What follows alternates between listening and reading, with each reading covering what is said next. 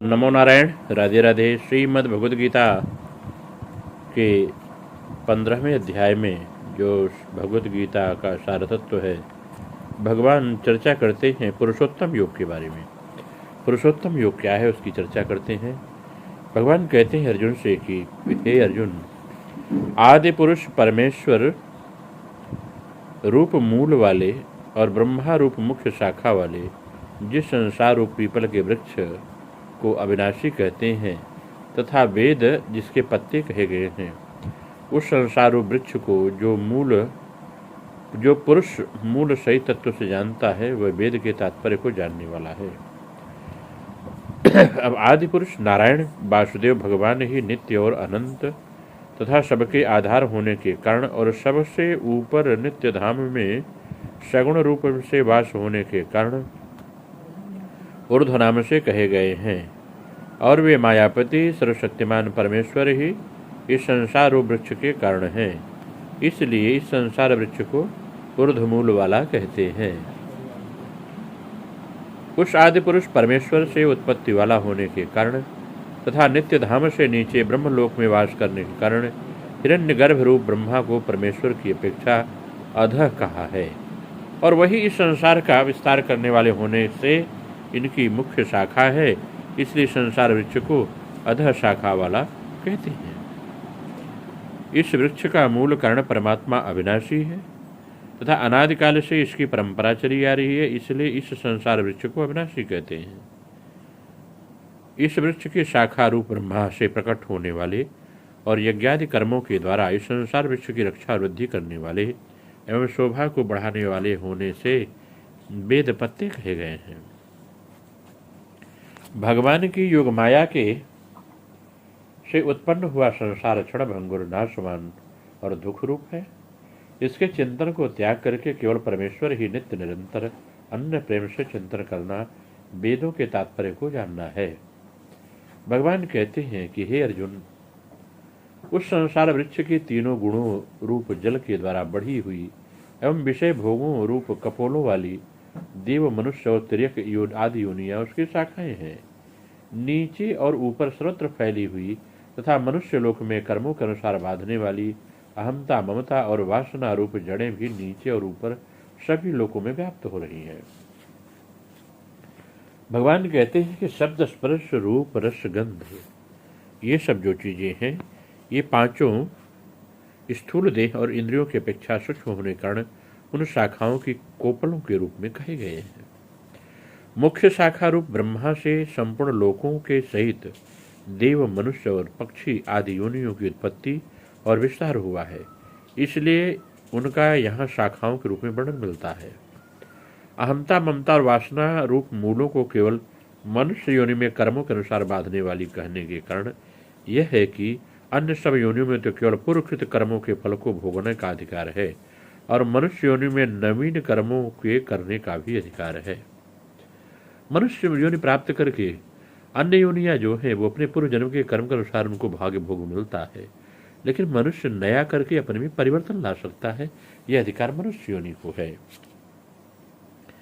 इस संसार का स्वरूप जैसा कहा गया है यहाँ विचार काल में भी नहीं पाया जाता, क्योंकि न तो इसका आदि है न अंत है, न इसकी अच्छी प्रकार की स्थिति है।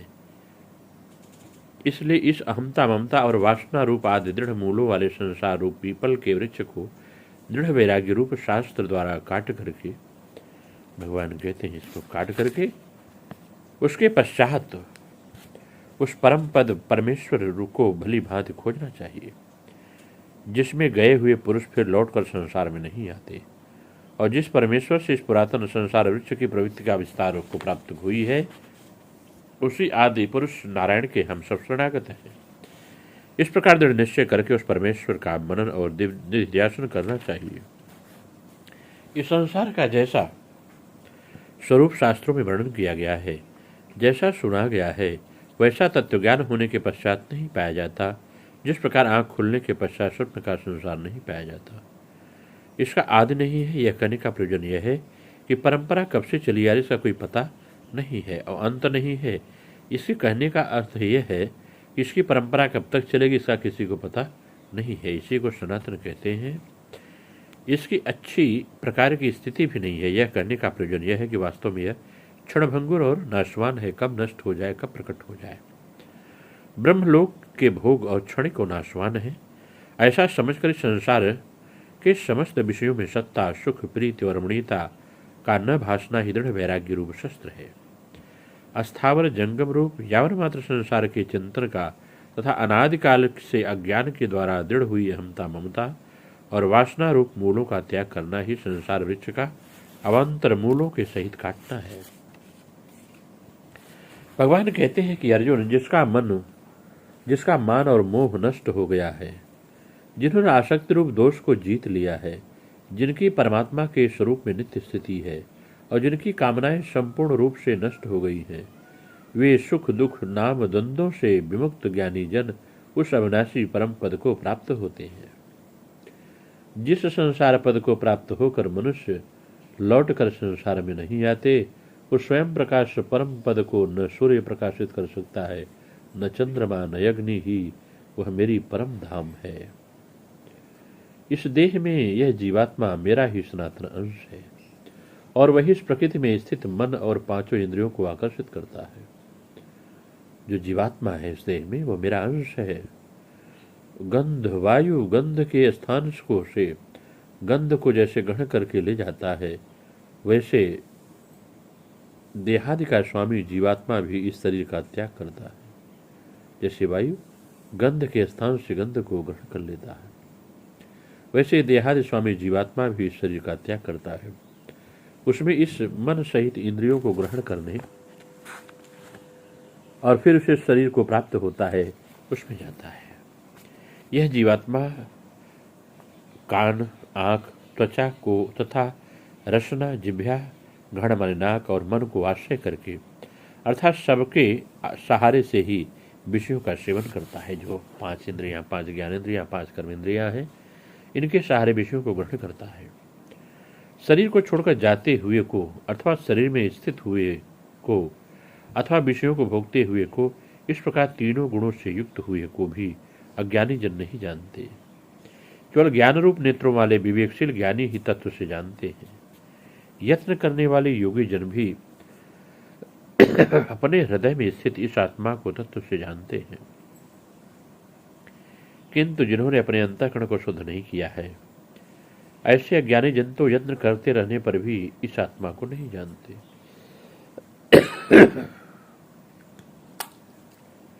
सूर्य में स्थित जो तेज संपूर्ण जगत को प्रकाशित करता है, था जो तेज चंद्रमा में है, जो अग्नि में है, उसको तू मेरा ही तेज जान। यहां तेज को समझना पड़ेगा। जैसे ये पृथ्वी है और मैं ही पृथ्वी में प्रवेश करके अपनी शक्ति से सब भूतों को धारण करता हूं और रस स्वरूप अर्थात अमृत में चंद्रमा होकर संपूर्ण औषधियों को अर्थात वनस्पतियों को पुष्ट करता हूं। भगवान कहते हैं, मैं ही सब प्राणियों के शरीर में स्थित रहने वाला प्राण और अपान से संयुक्त वैश्वानर अग्नि रूप होकर 4 प्रकार के अन्न को पचाता हूं। पहला अन्न है भक्ष्य, जो खाया जाता है, भोज जो भोजन, लेह और चोष्य। ऐसे 4 प्रकार के अन्न होते हैं जिसको जो चबा कर खाया जाता है वह भक्ष्य है। जैसे रोटी आदि को जो निगला जाता है वह भोज है।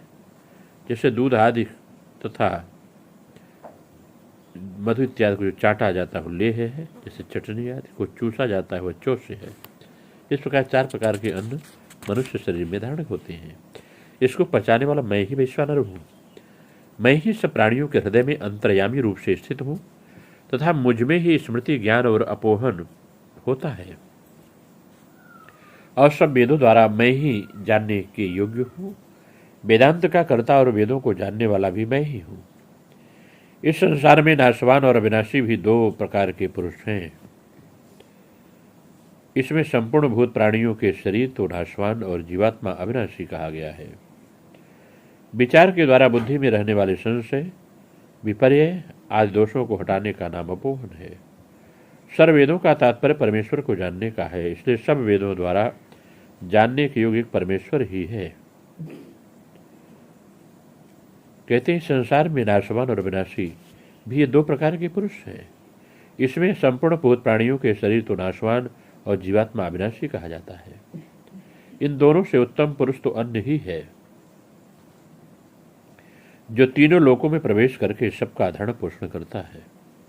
एवं अविनाशी परमेश्वर और परमात्मा इस प्रकार कहा गया है, क्योंकि मैं नाशवान जड़वर्ग क्षेत्र से तो सर्वथा अतीत हूँ और अविनाशी जीवात्मा से भी उत्तम हूँ। इसे लोक में और वेदों में भी पुरुषोत्तम नाम से प्रसिद्ध हूँ। भारत, हे भारत, जो ज्ञानी पुरुष मुझको इस प्रकार तत्व से पुरुषोत्तम जानता है, वह सर्वज्ञ पुरुष सब प्रकार से निरंतर मुझ वासुदेव परमेश्वर को ही भजता है। हे निष्पाप अर्जुन, इस प्रकार यह अति रहस्य युक्त गोपनीय शास्त्र मेरे द्वारा कहा गया है। इसको तत्व से जानकर मनुष्य ज्ञानवान और कृतार्थ हो जाता है। इस पुरुषोत्तम योग का जो व्यक्ति अभ्यास करते हैं, उन्हें परमात्मा की परम गति प्राप्त होती है। नमो नारायण। राधे राधे। आप सबका मंगल हो।